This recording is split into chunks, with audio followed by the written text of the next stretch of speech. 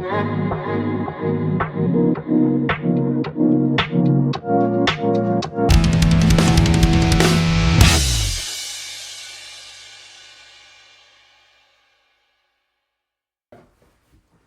welcome to the AB Business Buzz podcast. I'm here with Srikar. How are you today? Doing good. So, do you want to introduce yourself to the viewers? Yeah, so I'm a sophomore at Babson College. I'm 19 years old. I graduated from East Brunswick High School in 2023, and I run about 2 to 3 startups, one that is located at East Brunswick that we're at right now. Okay. Do you want to talk about STRICX and why you wanted to start STRICX in the first place? Yeah, so we just say STRICX instead of STRICX. But I started STRICX in my senior year of high school because I had a mentor that I was working with for a very long time, nearly like 6 years. And his business was teaching STEM education to students in Oman, Dubai, and India. His greatest goal was to bring this education platform to America as well. So when I was 18 years old, he asked me if I'm willing to take this step and start teaching STEM education in America. At first, he provided me with all the information, the teachers, and how to build this startup from scratch.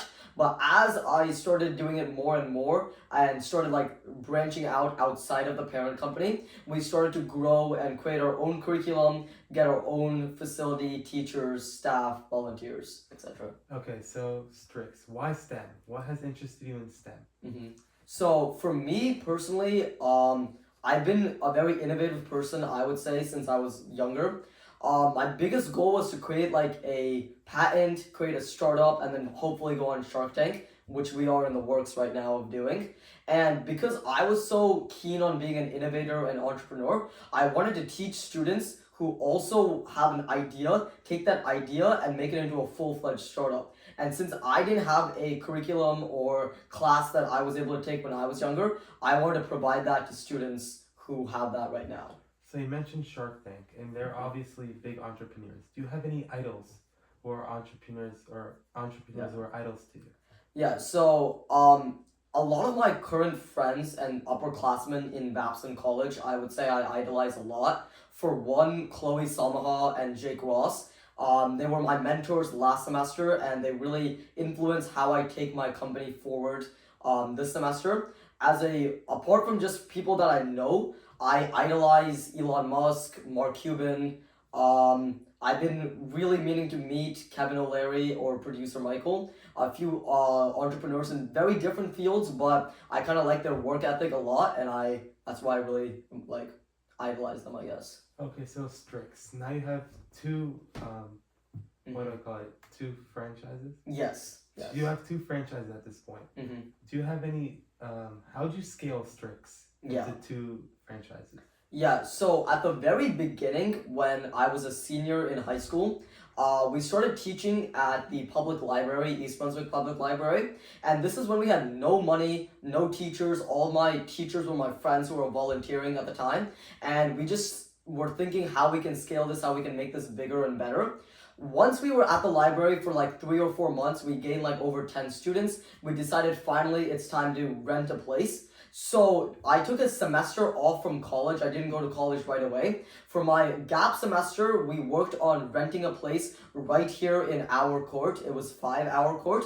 We were renting this place for about 1 year, and we really scaled it up while we were renting this place. So when we had the public library for free, we had about 5 to 10 students. When we started renting a place, we grew to about 10 to 20 students. And then after we kept growing and also partnered with nonprofits to do summer camps, we decided now it's a good time to expand and actually purchase a facility. So after we grew to that point where we had like 20 reoccurring students, we decided to purchase a full-time facility at 9-hour court.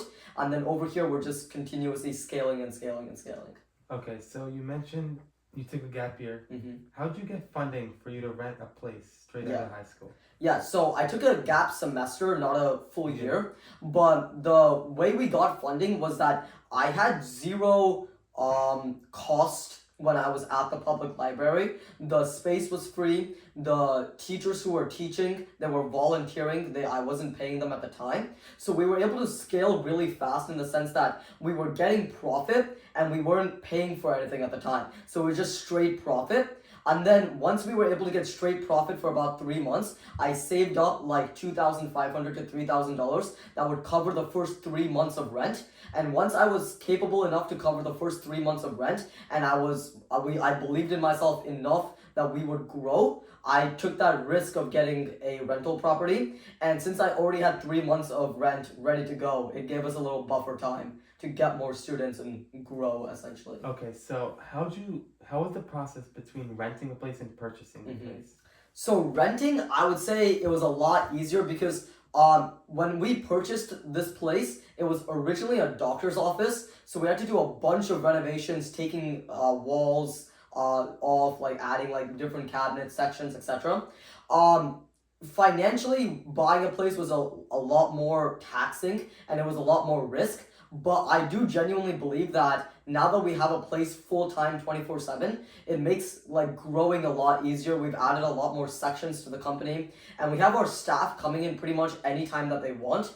They have the code to the office, so they just come here, work on the prototypes, work on the robots. The teachers can come plan before classes, and we don't really have a buffer period. So although it was a lot more of an upfront cost, I think the efficiency really makes up for it. So you mentioned growing. Are there any marketing strategies you use to grow and help recruit students to your business? Yeah. So I would say the biggest thing is STRICX has a total team of staff of over 12 staff, but only 3 or 4 of those staff are actually paid staff. The rest are all volunteers. And anyone who's looking to market and grow their startup, especially in the suburban culture, I would say get as many volunteers as possible because they learn a lot more from working at a startup than they do working for like the high school or working for the youth council or like youth groups. And in return, STRICX is also verified by the Presidential Volunteer Service Award. So we can give them the 100 hours of Presidential Volunteer Service in return for them doing marketing, course creation, everything for STRICX. So we have 4 STRICX, Sana, Maria, and Vaishnavi, and they run our entire marketing department. Okay, so the Presidential Volunteer Service Award, how'd you able to get that in a STRICX? Yeah, so I applied for it last year. It was a pretty lengthy process, took about 2 months to verify all the documents. I had to go for interviews and talk about why STRICX is giving back to the community and how we're giving back to the community. And once that process was finished, we got approved for the Presidential Award, and now we can give this like hours of service for any of our like 10 volunteers. Okay, so you have 10 volunteers and 3 paid staff. Yeah. Do they each have the same amount of work, or do they work different? Everything differs based on your role in the company. How it works is that all the paid staff, the 3 main paid staff, they run a division, and then under them are volunteers, and under the volunteers are like people who like split the work. So how we pretty much do it is that we have 3 different sections, and there's a paid staff in charge of the 3 sections, and then 2 to 3 volunteers underneath them. And anytime a volunteer becomes a paid staff, so we have a lot of upward growth in STRICX. So recently Zahi, one of our volunteers, became a full-time paid staff, and as a prerequisite to becoming a paid staff, he has to find a volunteer to replace what he was doing. So we have all of our volunteers and paid staff finding constant replacements so that we always have someone to do the work. It's never like put on one person. Okay. So you've obviously closed many deals. Are there any key factors in closing deals? I would say the biggest key factor is that you want to keep a uniform uniform decision or uniform content throughout everyone that you're meeting. The biggest struggle that I faced was that I would remember something for one like group of people and then I would forget it when I'm doing another free demo. So how we mitigated that is that we made one YouTube video that covers everything, and after we do like a facility tour, I just play the YouTube video. That way everyone's getting the same information and not one person's getting more or less. Okay, so you obviously started after the pandemic. Is there any way you're using to prevent any risks that might come with the pandemic? Yeah. So if there is another pandemic, God forbid, we have a online module as well as hybrid module. So if that does be like happen to be the case, we will go fully online. And we're also working on subscription boxes right now. And even if online is not viable in the future, we can just ship a kit directly to a student's door and have online videos on the YouTube channel that they can watch. That way we can be fully hands off as well. Okay, so you mentioned kits. How is Yeah. the manufacturing for the kits doing it? Are you doing it over here in STRICX or somewhere else? Yeah, so we manufacture all of our kits internationally, and we get it shipped over in bulk. So we have 7 modules at STRICX, from electronics to artificial intelligence, and based on which module that the student is learning, it's a different kit that has the components for that module, and we pretty much bulk order before every single academic season. What was the hardest part about going overseas for your manufacturing? I would say the hardest part is the culture difference as well as the language barrier. We're currently getting all of this manufactured in India, and although I'm kind of fluent in my South Indian native language of Tamil, it's not the same when you're communicating in a business sense. So the biggest difficulty was making sure we get a good deal and not being ripped off. So you mentioned you have 7 modules. Can you Yeah. explain how the kits differ from each module? Yeah, so we start with Little Innovator 1 and 2 for those ages 5 to 6 years old. These are just little kids who are still learning what STEM education is. They learn about like natural sciences. For those, we have like candles, we have mirrors, small things that help showcase natural sciences, water balloons, stuff like that. Next is the electronics module for ages 10 and older. For this, we have Arduinos, breadboards, connection wires, pretty much the basic components for electronics. And as you go up, it differs. So like as you learn computer science and IoT, your material components is CS based, and then artificial intelligence is all online based. Okay, so there's tons of modules. Mhm. Is it for all ages or are there specific Yes. demographics you look Yeah, for? so the specific demographic is that we teach ages from 5 to 14 years old. Okay. So which module has grown and most people join which module, would you say? The biggest module we have right now is electronics, because I think it's covering ages 10 to 11, 12 years old, and that's probably the most peak time that students are getting interested in robotics and electronics. And having a module where you're building battle bots is the biggest indication, or it's the biggest perk for a lot of these younger students to join. Okay, so you also teach 5 to 6 years. I know when Yes. I was 5 to 6, I didn't want to do STEM. How do you motivate these kids to keep coming and keep working on STEM? Yeah, so the biggest way we do it is that instead of just having classes where it's all theory and knowledge and slides, we try to do 30 minutes of knowledge and 30 minutes of experiments. And the biggest thing that gets students coming back over and over again is that 30 minutes of hands-on experiments that they do at the end of every class. Okay, so how do you maintain consistent revenue for STRICX over and over? Yeah, so we use the platform STRICX that has a subscription based system. All of our students' parents sign on for a monthly subscription, and with hands off, the subscription activates at the start of every single month and charges the person automatically. So I have no input on how that works. It's just an automated system that ensures that we have revenue every single month. Okay, I know I'm going back a little bit. Yeah. You know, you said you went to Babson University, which is the #1 college for entrepreneurship in the world. How has Babson helped you grow this business? Yeah, so Babson College has this unique program called E-Tower, which is pretty much called Entrepreneurship Tower. It's 21 residents that live together, work together, and work on businesses together. When I initially joined Babson, I was kind of lost on how Babson can help me grow the business. But after joining this community, I was with 21 of probably the best entrepreneurs on campus, and they gave me insights on how to grow STRICX, how to expand into a full-time office, how to like grow from a renting model to a purchasing model, and overall it's just been a great experience.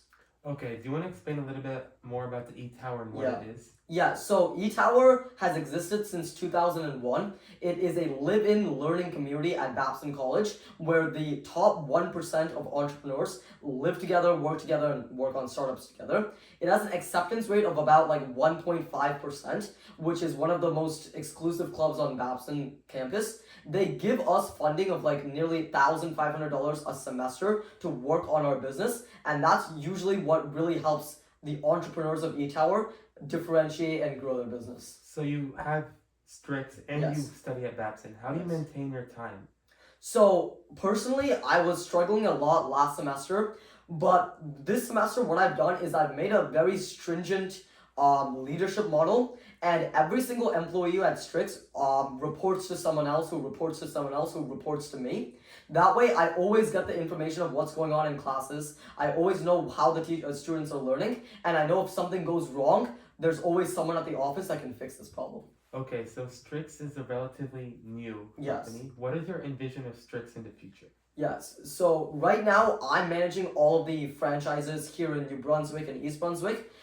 In the future, we want to give this franchising rights out to other people and just grow all across America. So send the kids across America, send the course across America, and just get in as many private schools, public schools, and private franchises as possible. Okay, so I read on your LinkedIn something about the WYI competition Yeah. for STRICX. Can you explain what that is? Yeah, so that's the World Youth Innovator Expo that is held annually, and it's a collaboration between STRICX, Wales University in Chennai, and Casey College in Mumbai. Together, our three organizations gets over 300 students from all across the world that's either learning online or in person, all to Dubai. And we have a 3-day conference where these students pitch their new ideas, pitch their new startups, and then the top 3 get funding, like monetary funding, as well as mentorship to take their idea to the next level. How do you get so much people to Dubai? So if they have the financial issue, like problems, they are sponsored by Wales University and Casey College. If not, then they travel with their parents specifically for this competition. Okay, so if you were to give, when you first started STRICX, if you're supposed to give advice to the person who first started STRICX, what would you give them? Yeah, so if you're starting any startup, the biggest advice I would say is that you need to know the difference between calculated risks and emotional risks. For me, a lot of times, especially during my gap semester, I always thought like, oh my god, my friends are in Rutgers, my friends are in Princeton, I'm missing out, maybe I should have just gone to college. And that was an emotional risk that I kept feeling, like, oh my god, I should like stop STRICX and like go back to college or like do college full time. But once you get over that hurdle and you can make calculated risks, for example, purchasing this office was a calculated risk. We know how much we're making. We predict how much we're going to make in the next year. And then it's a risk that we took based off that. So the biggest thing that you should differentiate between as an early startup owner is the difference between emotional risks and calculated risks. What do you believe makes STRICX different from other STEM education? I would say the biggest difference is that we have custom kits that we give to our students. So any experiment in the 24-week module, all the experiment components are in this kit. Number 2, we have both in-person and online classes. So we're teaching students all across the globe, nearly 10,000 students worldwide, as well as the 20 to 30 students in person. And then finally, we're moving towards a subscription-based model as well, where it's completely hands-off. We ship a robot directly to your house, and it comes with a video on how to build it. So all 3 sections together is, I think, how we differentiate between other STEM platforms. So you mentioned your kit again. Do you want to mention how you designed the kit and how it was Yeah. designed?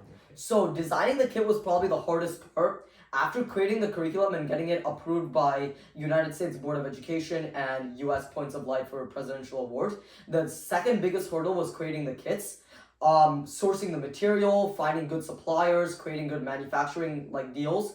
But the biggest hurdle was that we couldn't find proper products in America for cheap costs. But after moving to international, that process was a lot easier.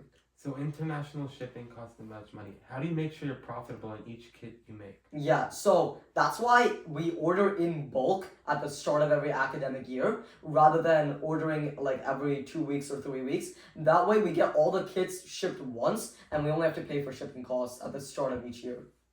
Okay, so you also have another startup. Do you want to talk about your other startup as well? Yeah, so my other startup is Comzys. It is a innovative pet innovation company that specializes on creating patented products to make the lives of pet owners and pets easier.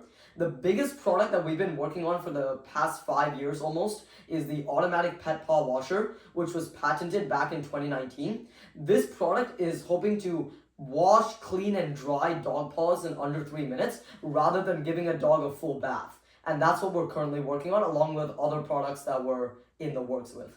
I saw on your LinkedIn you acquired $22,000 in funding. How are you able to do that? Yeah, so about last year, 6 to 9 months ago, I reached out to as many angel investors as possible, saying that I have the patent, I'm currently working on the prototype, but I need money to finish the prototype. Would you be interested in doing like an angel list or angel seed funding round? And through this angel seed funding round, we raised $22,000. Okay, how'd you reach out to all angel investors? Because I'm a little bit shy when like reaching out to business investors.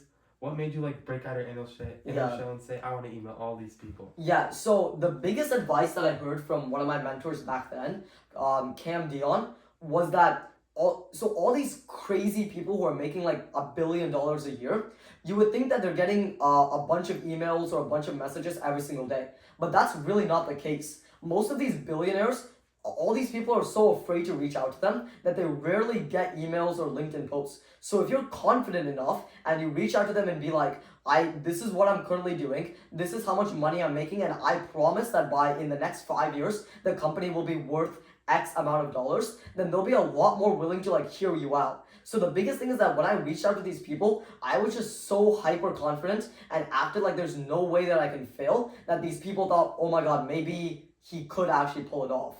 And they were a lot more willing to give me the money. So you started Combs before STRICX? Yeah, Comzys before STRICX. Comzys, I'm sorry. You started Comzys before STRICX. Is there any life lesson you learned at Comzys that you made sure to involve in STRICX? Yeah, so the biggest life lesson in Comzys is that nothing goes how you planned it to go, and that it's the same for STRICX as well as Comzys, in the sense that you can make as many plans as you want. You can say like, okay, I'm gonna get this many investors by December, I'm gonna make this much money by July, but it all goes to shit pretty much when you actually start the business. So I would say planning is important, but almost as important is learning how to pivot when something goes wrong.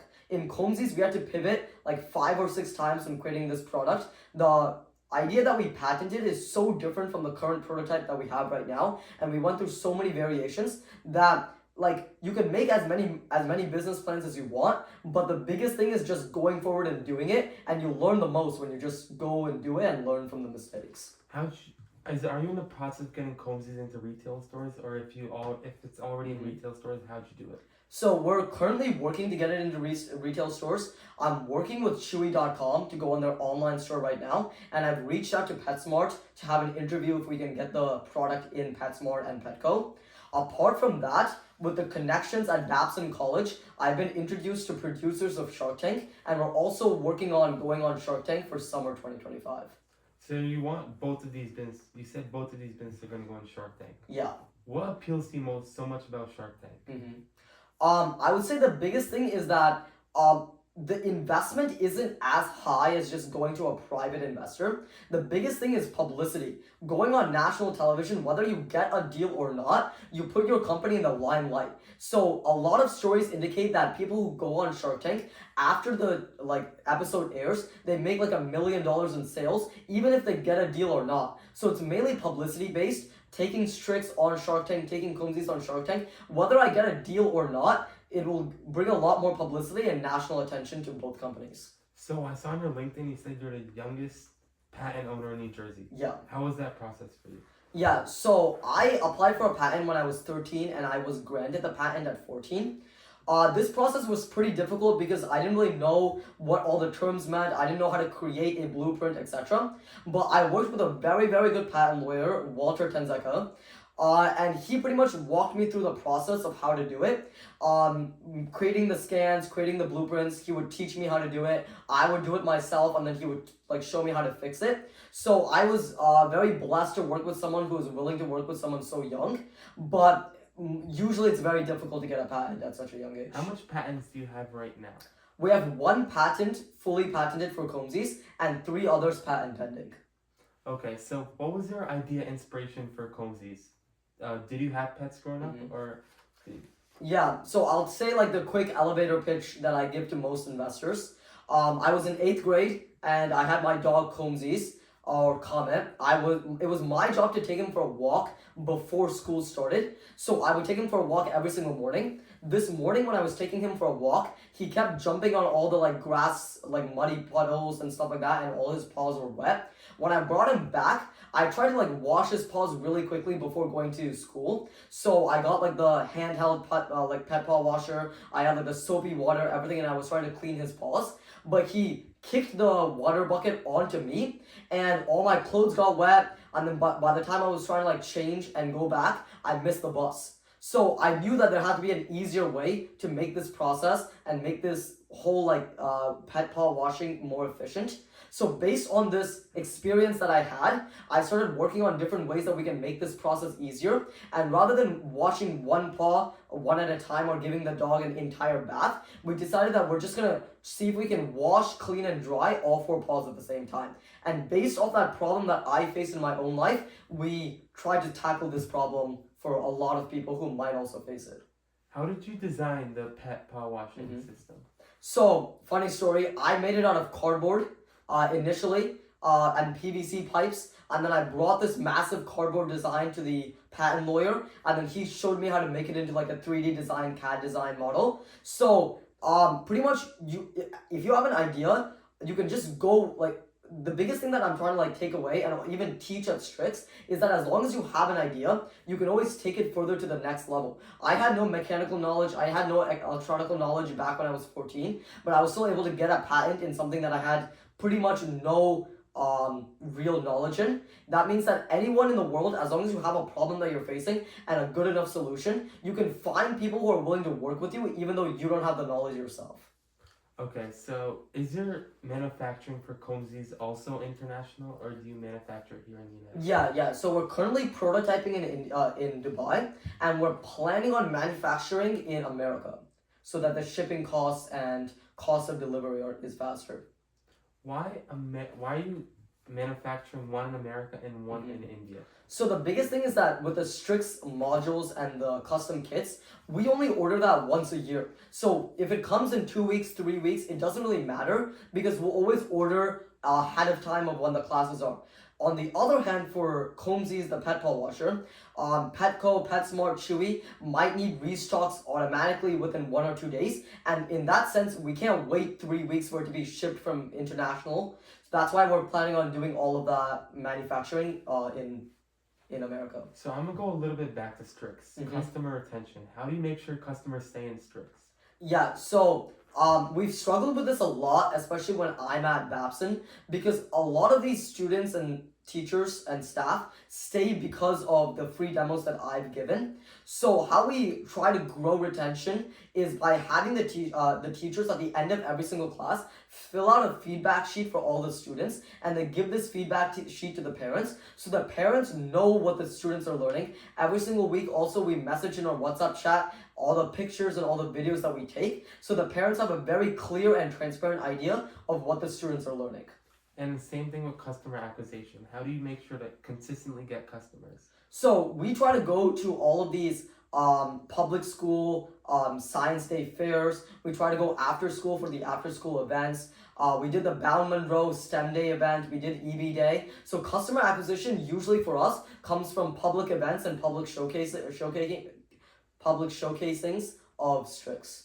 How do you reach out to school districts to get STRICX in their school? Yeah, so I went to East Brunswick public school system my entire life. So I went to Irwin Elementary, then Hammersholt Churchill High School. I reached out to Irwin Elementary, and the same principal that I had when I was in 5th grade is still the current principal, Mrs. Shamelowitz. So then I reached out to her and I said, I'm currently running the startup in Irwin. I had a lot of feedback from teachers that more STEM programs are necessary. Do you mind if I come do a quick assembly?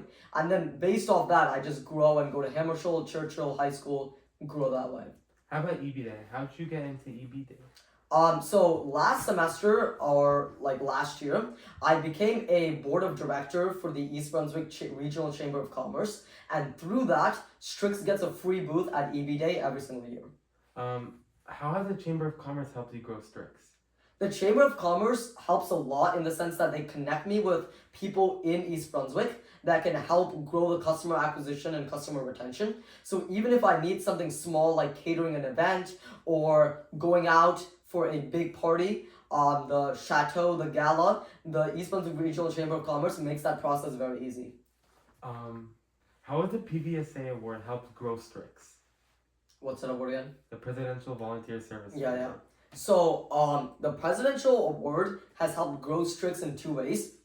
One, a lot of our students want that one-on-one experience, and when there's one teacher and 6 students in every class, it's hard to give that one-on-one experience. When we have volunteers, however, the volunteers can meet with each student one-on-one and make sure that they're learning the curriculum and the concepts while the main teacher does most of the teaching. So one, the PBSA award or the presidential award has helped grow customer retention from the students. And the second way is that we've grown in staff a lot. So for marketing, I want to experiment with TikTok, Instagram. So I asked the current students of the East Brunswick High School if there's any students interested in marketing, and those interested in marketing can volunteer at STRICX for hours. How do you maintain credibility? Because I know a lot of parents won't trust a high schooler kid. How do you maintain credibility at such a young age? Yeah, so it was very difficult while we were renting a place because all of our teachers were also students in college that were my friends. But this year when we got the new place, we hired a full-time administrator, Sri, who is a graduate student from New Haven College, mastering in electronics and communications, and having someone who is a full adult in every single class has now helped STRICX grow their credibility. When you were at a young age, did you always know you wanted to make a business? Yes, so I would say since like 8 years old, I had this small green innovation journal that I kept carrying around everywhere. And in this journal, I would just write down different ideas that I had for board games and different ideas I had at the time. And since then, even then, I knew that I wanted to patent something, I wanted to go to Shark Tank, and I idolized that entrepreneurial lifestyle a lot. How do you think the role of STEM education is going to rise in the next few years? I think that STEM education will become very important, especially for young students, as the college application process becomes so much more rigorous, and now it's no longer just enough to have good grades to get into college. I think that parents will start realizing that STEM education, especially STRICX, is very important in giving your student or child that extra step or boost that they need when applying to colleges. Okay. Is there any advice you would give a young entrepreneur right now? Yeah, so young entrepreneur right now, I would tell them that unless they're 100% certain that they're willing to work like 28 hours a day, like work beyond what you think that you're gonna work, and you can really enjoy this work, you shouldn't go into entrepreneurship, because there's been a lot of times, especially at Babson, where I would have to skip parties, skip classes even, just to focus on the business and make sure STRICX is running smoothly. So unless you're 100% committed to doing this for the rest of your life, don't go into entrepreneurship because you're gonna get burnt out really fast. So I saw on your LinkedIn there's 20 volunteers at Comzys cleanup thing. Can you explain a little bit about that? Yeah, so while I was a senior in high school and then for that gap semester, we put together a group of 20 volunteers to help clean up dog parks and parks in the East Brunswick and Middlesex area, mainly because dogs, as of right now, don't really have a place where they can just run around other than dog parks. And if these dog parks become too littered with junk and plastics, it makes it a very hazardous environment for dogs. And as East Brunswick as a community and neighborhood grows in the population of dogs and veterinary hospitals, we should also help fix the environment that these dogs are living in. How do you identify the market for the pet care industry? I identify the market because it was a problem that I faced, my family faced, my friends faced, so that I already knew going into this that this was a problem that a lot of individuals that I know face. Now it was just a matter of coming up with the right solution. All right, so is there an important trait any entrepreneur should have? Yeah, so the biggest motto of Babson is that entrepreneurship can be taught, that people are not born with the innate sense of entrepreneurship. I kind of disagree with this. I feel like those who are entrepreneurs at heart have always been entrepreneurs from a very young age. They sell lemonade, they do like website services, they learn code, they learn Python, they do all the necessary steps to make them successful. They don't wait for someone else to give them an opportunity to become successful. So I think the biggest trait is tenacity and ambition. I think if an entrepreneur has tenacity to go out there and actually do it, and ambition, or the goals and the motivation to reach that next level, to keep growing, that they'll always be successful regardless of what industry that they go into. How do you ensure quality and consistency for both of your businesses always? Quality, we have a system where all of the staff at STRICX reports to someone. So if a volunteer is working, the volunteer reports to one of our senior managers, the senior manager reports to the director, director reports to the administrator, and this clean and transparent line of communication allows us to maintain that credibility and quality amongst amongst my business, STRICX. And for Comzys, I always make sure to meet with the prototypers at least 2 times a week to make sure that they're going on track and the progress and the timeline are being met. As this podcast is coming to end, is there anything you want to plug in, like any STRICX or Comzys thing? Yeah, so if there's any students or parents interested in STRICX STEM education, it is a 24-week module-based program. There's 7 modules. It comes with custom kits, this near $1 million facility with projectors, 3D printers, everything. If you're interested, check out the website at www.strix.us or check out our Instagram at strix_US, where we post pretty much daily content.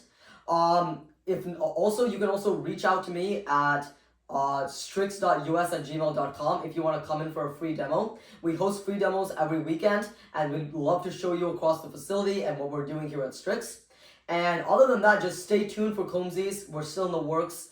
The more information that I get, I'll post on LinkedIn, and I'll make the East Brunswick community well aware of what we're doing in the future. So I always make sure to ask a fun question at the end of every podcast.